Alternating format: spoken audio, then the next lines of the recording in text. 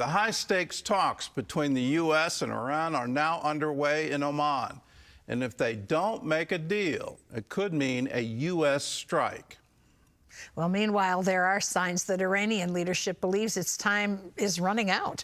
Joshua Swanson brings us the story from Jerusalem. U.S. officials arrived at the negotiation site following the arrival of Iranian Foreign Minister Abbas Araghchi. The talks come after a round of negotiations that at one point envisioned broader regional participation in Turkey, before sharp disagreements forced a temporary cancellation on Wednesday. According to reports citing Iranian and Arab officials, Tehran ultimately agreed to return to the table after, as one source put it, everyone had given an inch.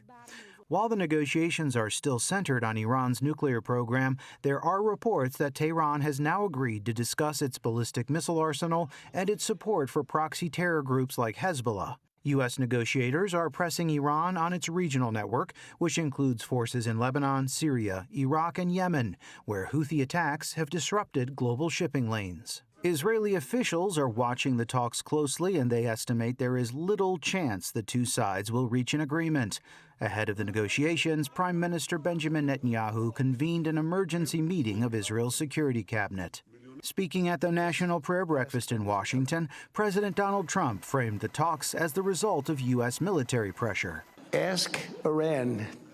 They're negotiating now. They don't want us to hit them. You know, we have a big fleet going over to Iran. Meanwhile, Iran has continued its saber-rattling. Iranian media claimed the regime has deployed missiles in their underground facilities, boasting it could reach Israel in 10 minutes.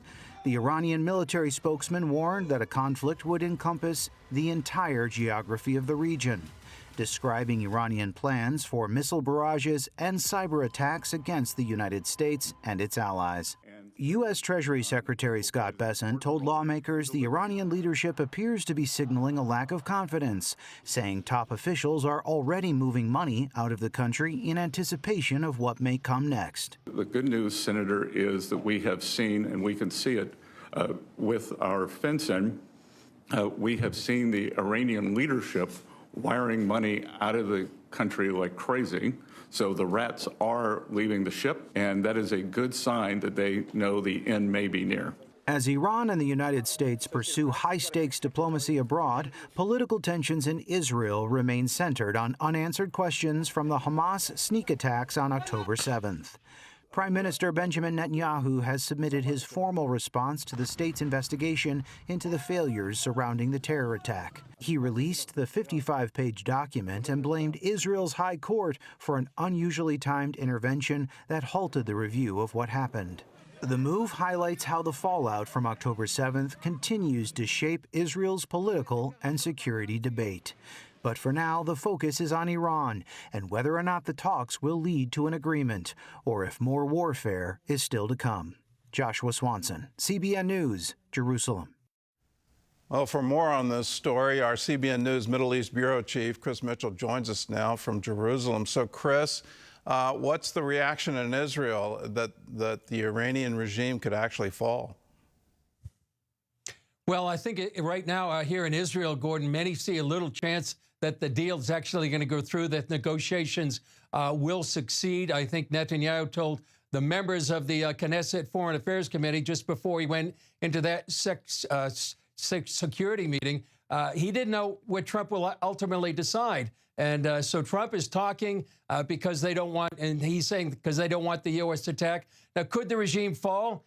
What could be happening right now, Gordon, is a buildup of conditions toward a critical mass that could bring about the fall of the regime, and that could include the financial pressure. The Secretary of Treasury also said in that committee meeting on Capitol Hill that in recent months, he's actually led a financial strategy that's aimed at creating a shortage of dollars in Iran.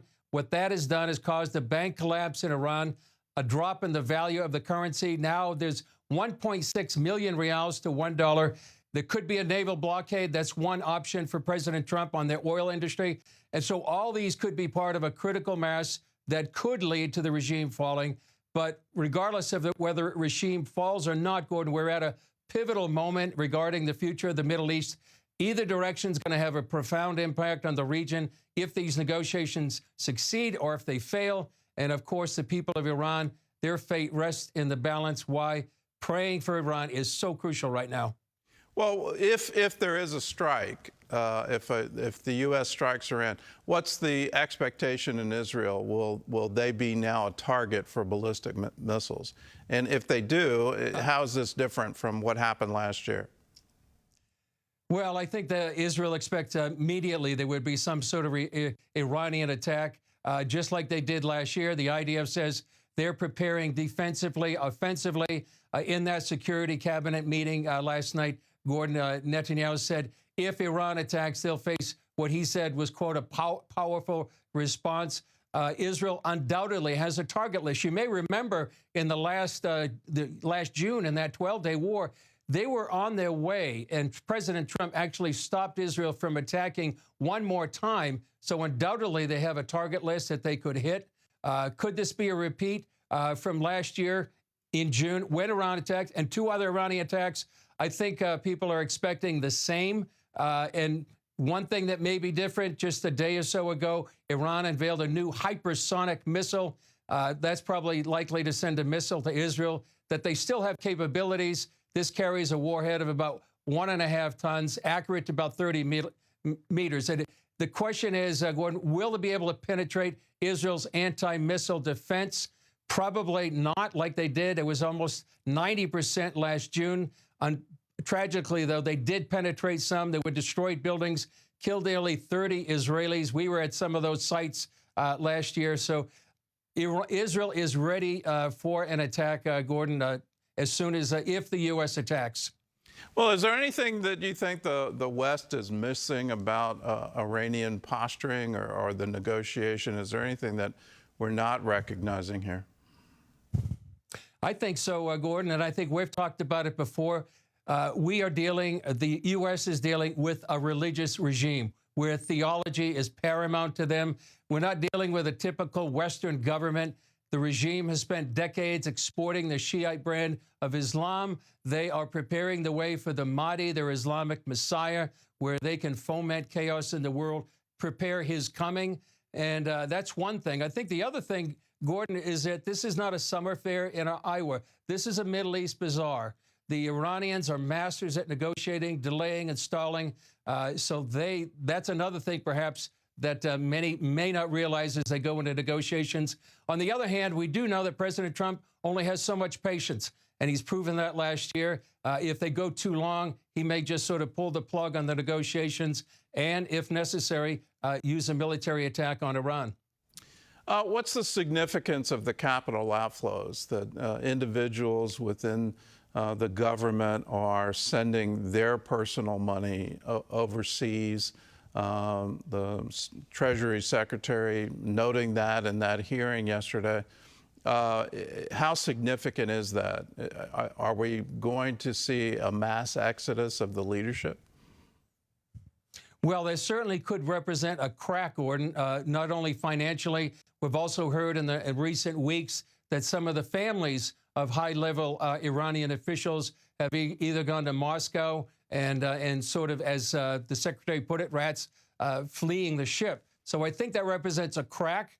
I think the main thing would be a major crack is if the IRGC or the Army, the military, show any signs of turning against the regime and siding with the protesters. That could be a major sign that the Iranian regime could fall, implode from the inside. Well, let's turn to Israel and the sort of political fallout from this October 7th report. Is that going to be a problem for Netanyahu? Certainly a political challenge, Gordon, and that's why he came out. He said he spoke to the Knesset Foreign Affairs Committee, and he says many in the committee were astonished at his accounts, which were the opposite of what's been reported in the media for the last couple of years. I think most Israelis support the way he's led Israel during the war, but some do blame him for October 7th. To his defense, you know, many in the government had been dealing with Hamas in Gaza for years, and they sort of were buying quiet by allowing Qatar and other funding to go into Gaza. And then the intelligence assessment was that Hamas wasn't preparing for an all-out invasion. And we'll see how this plays out politically next year. The term of this coalition goes to October. Elections could come before that, but certainly by next October, there'll be elections, and we'll see if Netanyahu can survive one more time. Well, there's lots of blame to go around on that one. It was actually during the Obama administration that Qatar was urged to house the leadership of Hamas, and the reason was in order to negotiate with them. If they were in Tehran, they wouldn't be able to negotiate. If they're there in Qatar, they could. And then it seems like there was, I don't know if complicity is the right word, but the Israeli government seemed to go along with that and actually use it as some kind of opposition to the Palestinian Authority. Do you think there's going to be a collapse of the Israeli government because of it? Are we looking at yet another election in Israel?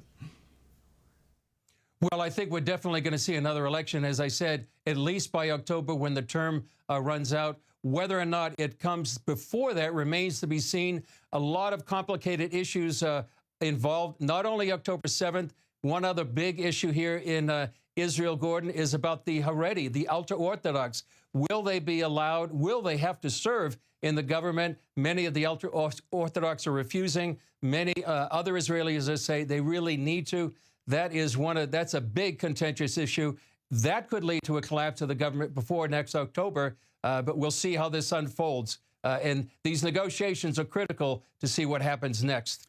Well, certainly lots to pray for. So, Chris, thanks for your insight and thanks for being with us. Back on Monday's show, I mentioned a prophecy from Jeremiah, and if we can get that, and it's about Elam. If I can see that slide up, there it is from Jeremiah. It's the last two verses of chapter 49, 38 and 39. I will set my throne in Elam and will destroy from there the king and the princes.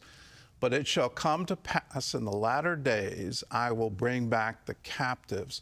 And that bring back the captives means bringing back people to worship God. Isn't that wonderful? Let's pray for great revival in Iran. Here's a stat you may not have heard. The fastest growing church in the world is in Iran, and it's all underground. They suffer from severe persecution, the threat of imprisonment. They have to disguise their church meetings and their communions. They try to pretend it's some kind of birthday party, and they always have a birthday cake ready in case they get the police knocking at their door. But let's pray. Let's believe God that these things can happen in our time, that the final ingathering of the Gentiles, the completion of the Great Commission can happen. If Iran came to the knowledge of God, what a wonderful thing. And overthrow that horrible, murderous cult that is their current government. That would be great. Let's pray for it. Let's believe.